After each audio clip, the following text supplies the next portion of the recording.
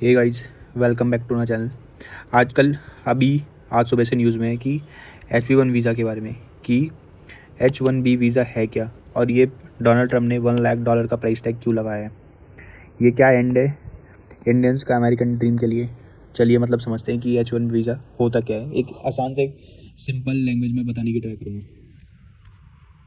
ये हमारा डब्लू है। ये अच्छा IIM से पढ़ा हुआ है। इसे जाना था US, जो बेसिकली H1B वीज़ा के थ्रू चला जाता, जो नॉर्मली पहले $1000 फ़ी थी, बट अब डोनाल्ड ट्रम्प ने लगा दिया ये।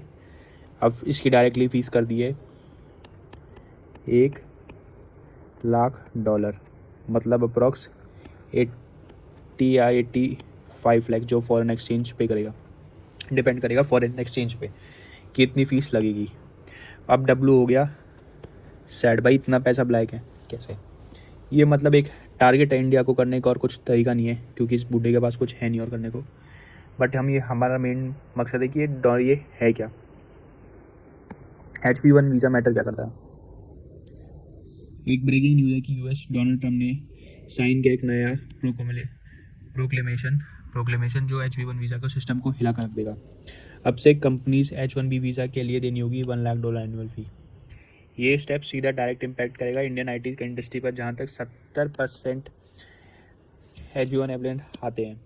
TCS, इन्फोसिस, HCL जैसे जाइंट्स के लिए भी एक फाइनेंशियल शॉक है। बट ये एक चार्ट फॉर्म में बता रखा है मैंने। बट ये H1B वीज़ा है क्या। H1B वीज़ा एक स्पेशलाइज्ड वीज़ा है जो US कंपनीज को highly skilled foreign professionals hire करने देता है, जैसे IIT, engineering, biotech, finance and academia. हर साल सिस्टम का कोर कैप होता है 85,000 रेगुलर प्लस मास्टर कैप। इस पाइपलाइन का मेजर शेयर को मिलता है इंडिया को, जिसमें से 72% H1B वीज़ा अप्रूवल इंडियन को मिलते हैं। पॉलिसी चेंज का सबसे बड़ा असर इंडियन टैलेंट पे ही पड़ेगा। अब जैसे IT कंपनी जो सर्विस मॉडल जैसे TCS, इन्फोसिस, HCL, विप्रो, जो काफ़ी हिस्सा ऑन साइट US डिलीवरी पर डिपेंड करता है। ये कंपनी किसी बंदे को इंडिया से US बुलाती हैं ऑन साइट। इसका ऑन साइट का मतलब था वहीं पे काम करने के लिए। अब H1B वीज़ा वही ब्रिज, इस आने जाने बुलाने को ही ब्रिज का काम करता है। अगर सपोज करो एग्जांपल, अगर इन्फोसिस ने 2000 H1B अप्रूवल किए, तो उससे US क्लाइंट लोकेशन पर domain heavy delivery, business analysis role, cloud migration easily होते थे। अब ये मॉडल बहुत काफ़ी कॉस्टली हो जाएगा। इससे कंपनी कम सोचेंगी, भाई अपना पैसा बचाने के लिए कम ही बुलाएं।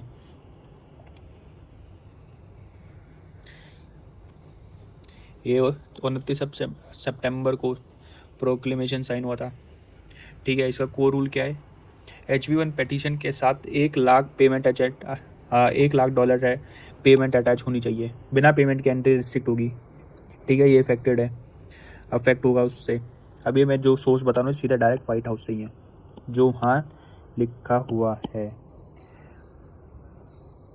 स्कोप क्या है, प्राइमरीली उन केस पर जो आउटसाइड द US हैं, या स्टेट गाइडेंस के थ्रू वेरिफिकेशन इन्फोर्समेंट होगा। एम्प्लॉयर्स को प्रूफ ऑफ पेमेंट रिटेन करना होगा। Limited national interest waiver possible है। ये एक लूपहोल दिया है कि बहुत इंपॉर्टेंट, जैसे कोई ये बंदा है, ठीक है, ये बहुत ही ज़्यादा इम्पॉर्टेंट है कि अच्छा US इकॉनमी में अच्छा इम्पैक्ट ला सकता है। जैसे साइंटिस्ट हुआ, कोई इंजीनियर हो, कोई किसी IT बड़ी कंपनी का स्टार्टअप का फाउंडर है, तो इसको हम इस लूप होल में डाल सकते हैं, और ये $1 लाख की ये फीस स्किप कर सकता है नेशनल इंटरेस्ट के थ्रू।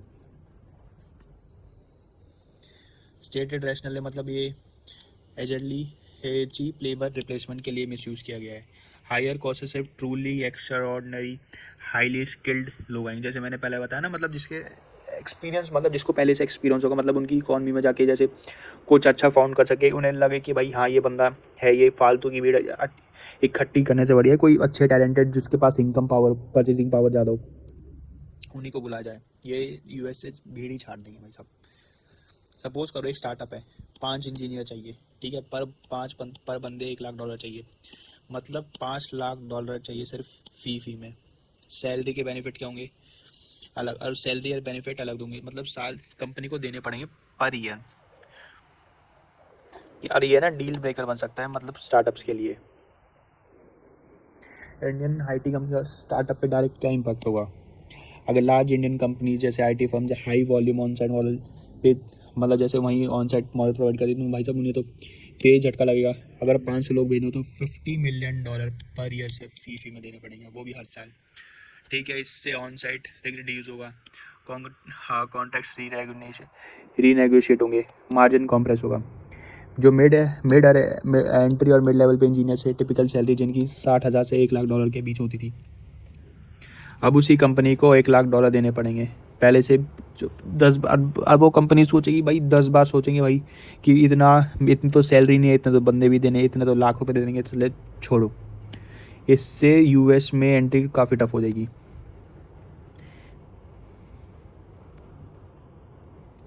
और यूएस की साइड से एक ही हायर इतना महंगा हो जाएगा कि वो लोकल हायरिंग रिमोट पे शिफ्ट करेंगे। ठीक, fresh data points Mint analyst के मुताबिक रिवाइज टीटीएस इन्फोसिस है, इनकी जो फीस है कंबाइंड प्रॉफिट 10% तक खा सकती है, मतलब जो भी इनका प्रॉफिट होता है उसका 10% तक खा जाएगी। इससे ना काफ़ी प्रॉफिट एंड लॉस होगा ही। अरे कोई मैं कुछ झूठ नहीं बोले, मिंट में पब्लिश हुई है, मिंट से डेटा निकाला मैंने।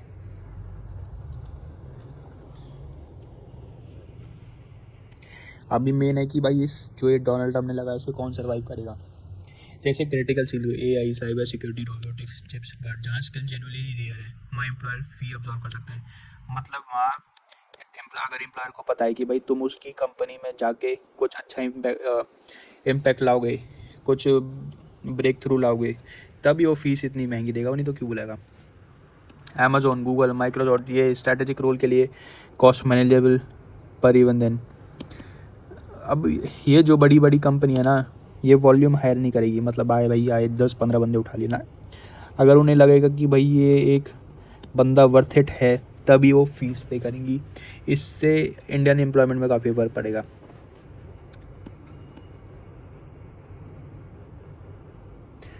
रियल वर्ड इन अमेजोन के एक बंदा है, एक बड़ा H1 स्पॉन्सर है, एडमेट दी है, if you have H1 status है and you are in the US states for country for now.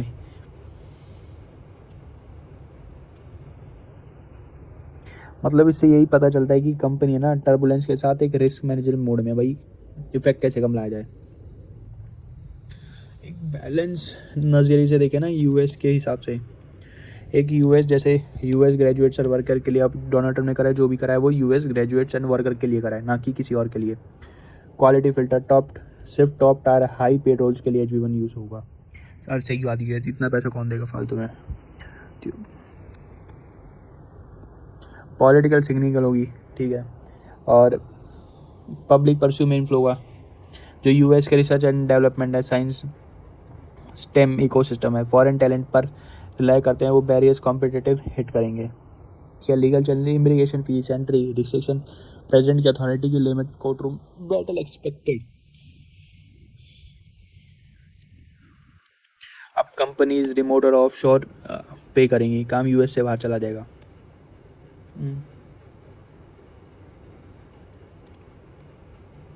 अब यूएस में ना जो फ्रेश फ्लो होता है ना इंडियन टैलेंट्स का, वो स्लो हो जाएगा, इनकम्स ग्लोबल एक्सपोजर कम मिलेगा, क्लाइंट्स मैनेज जहाँ ऑन साइट प्रेजेंस होनी चाहिए ना मैंडेटरी, वहीं डिलीवरी मॉडल को इंजीनियर करना पड़ेगा। रिमोट एजुकेशन बूम हाई, अब इंडिया के ना इसमें बेनिफिट क्या है, जैसे remote education boom, project India Mirren होंगे, टाइम जोन अलाइन पोर्ट्स हो गए, ऑफ शोर एसओसी होगा, हाई वर्क। अगर यूएस में इंपोर्ट कॉस्टली हो गए तो product engineering, AI, ML, chip design जैसे एरिया इंडिया में स्केल हो सकते हैं। इंडस्ट्री इकोनॉमिक्स लाइव इवेंट के एनालिसिस से पता चलता है कि fees impact double digit percentage का ऑफ प्रॉफिट तक पहुंच सकता है। इसका नेचुरल रिस्पॉन्स होगा ऑन साइट मिक्स रिड्यूस और ऑफशोर लेवरेज का इंक्रीज करना, रेमेंट की रिपोर्ट के हिसाब से। अब देखते हैं भाई 12 महीने में क्या होगा। या तो कोर्ट रूम टाइमलाइन में जैसे कोर्ट में केस चला जाएगा, रेगुलेटरी फॉलोअप्स, ठीक है, corporate advisory Amazon style, travel stay guidance और बढ़ा सकता है, हायरिंग फीस और रूल प्राइस को लिमिट हो सकती है।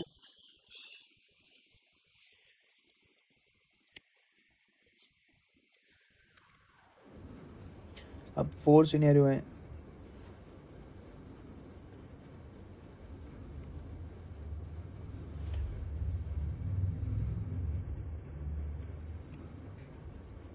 इससे ये पता चलता है कि हार्ड इन्फोर्समेंट अगर हार्ड इन्फोर्समेंट हुआ तो फुल्ली इन्फोर्स वेवर मिनिमल मिलेगा, ठीक है। H1 वॉल्यूज प्लंजेस, यार जो यूएस की फर्म है लोकल हायर करेगी अपस्केल करते हुए। पार्शियल रोबैक सॉफ्टनिंग, कोर्ट या कांग्रेस से सिर्फ रिड्यूस या स्कोप क्लैरिफाई, नीचे क्या है मतलब पार्शली कुछ हो सकता है भाई, कुछ नीच कैटेगरी कर दी भाई ये, जैसे कि कोई सपोज करो साइंटिस्ट है, वो एग्जेम्प्ट हो जाएगा कि भाई इसे एग्जेप्ट कर देंगे, इसे फीस नहीं देने भाई।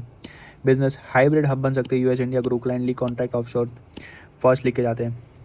ग्लोबल टैलेंट शिफ्ट, जैसे अब यूएस से जाके अब कनाडा, यूरोपियन मतलब यूरोप, ऑस्ट्रेलिया टाइक इमिग्रेशन प्रोग्राम ज़्यादा अट्रैक्टिव होंगे।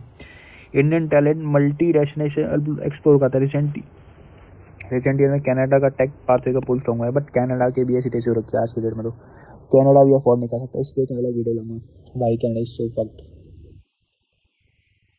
बट अब कंक्लूजन क्या हो सकता है इसका? ये H1 फ्री एक नॉर्मल ट्वीक नहीं बल्कि एक सिस्टम शॉक है, पूरे सिस्टम को हिला दिया है। एक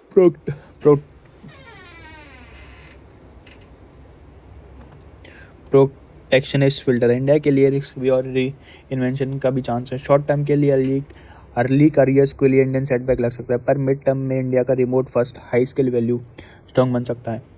क्या आप सोचते हो ये मूव इंडिया के लिए बून मिलेगा या बेन? कमेंट्स में लिखो। अगर ये आपको एनालिसिस अच्छा लगा तो please like share and subscribe my and press the bell icon. Thank you.